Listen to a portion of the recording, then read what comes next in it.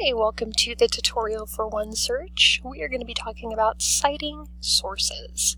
So let's go ahead and throw a search in here. So I'm just going to type in a topic, young adult literature. Of course, you would put any topic that you are interested or researching into the search bar. And when we hit enter, we're going to get all of our queries in here. So you'll notice for each of these queries, off to the right-hand side are a couple of symbols. So the symbol we want to focus on with regards to citation is this little quotation mark. You can see when I hover over it, the word citation pops up. If you click on that,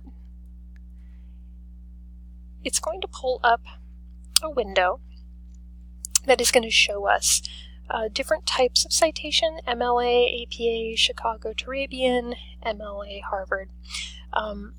My course of study requires APA, but you would select the one that your course of study requires. So APA, and it's going to show me right here in this white box the citation for this source.